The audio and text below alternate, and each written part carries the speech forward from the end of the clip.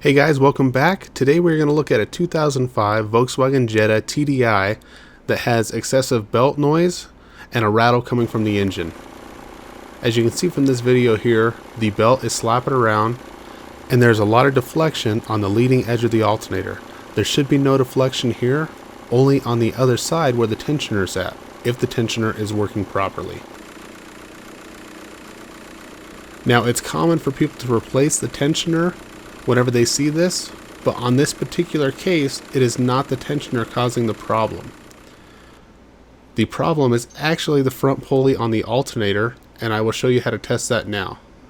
This here is a new pulley that I'm going to install because I've already tested this one. I know it's bad, but I will show you guys how to test it.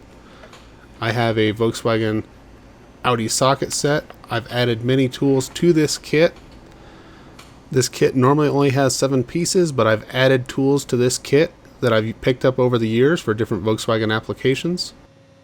One of which is this socket right here, which is used to hold that pulley on the front of the alternator so you can de-thread it from the alternator shaft. And I will put a link in the description where you can buy these tools, plus I'll put a link for a cheaper alternative option. So this splined tool fits into the alternator. I always make sure that it fits and I have the right one before getting started. It's hollow, so another tool can slide inside of it and inside of the alternator shaft. These sockets are called triple square, or some people call them a spline drive, and they come in numerous sizes. So this tool is sliding inside of the pulley and then into the center of the alternator shaft, and the other tool fits into the pulley. Now with a mirror you can see the splines of the pulley, and then deeper inside you can see the splines of the alternator shaft. That's why we need 2 different tools, one to hold the pulley and one to hold the alternator. So to test this, we need to install either one of the tools into the pulley or into the alternator and try to rotate the alternator clockwise. While you're doing this, the belt should not try to turn at all. And as you can see here, the belt is trying to turn, even though it's slipping slightly. It should freewheel. So I know this pulley is bad. So I'm first going to release tension off the belt.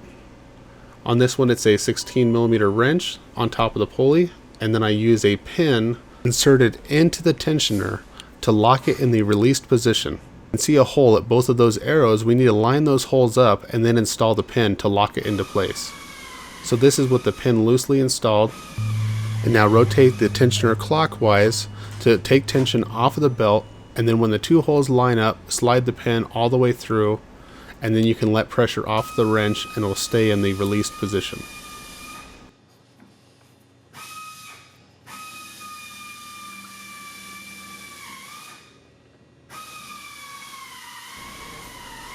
And this is what it looks like when the pin is fully installed all the way through the tensioner.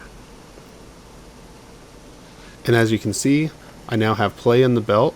I'm not going to remove the belt because I don't want to have to reroute it. So you're going to take both of your tools, the spline drive and the alternator decoupler tool, and line them up like this with a ratchet and a wrench. And then you're going to have to engage them into both sets of splines onto the alternator. One into the pulley, one into the center alternator shaft, and then we're going to turn the alternator shaft clockwise, which is going to release it from the pulley.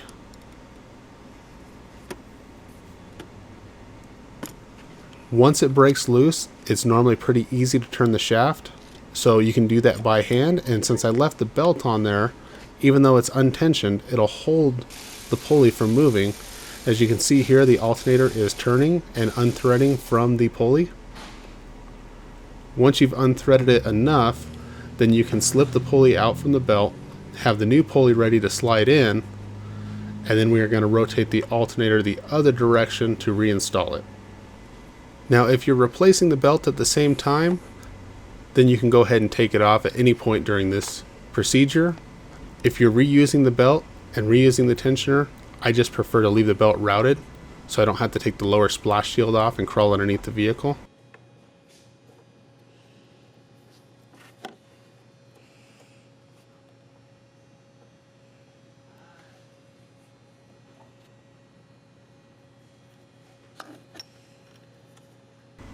So once I have the pulley set in place, then I get the spline drive, only stick it through the alternator decoupler pulley and into the alternator shaft, and then put a little bit of pressure on the pulley and rotate the alternator counterclockwise to tighten it onto the pulley. Once I have it snugged up, I can get the belt positioned properly and then use both tools together to tighten it up the rest of the way.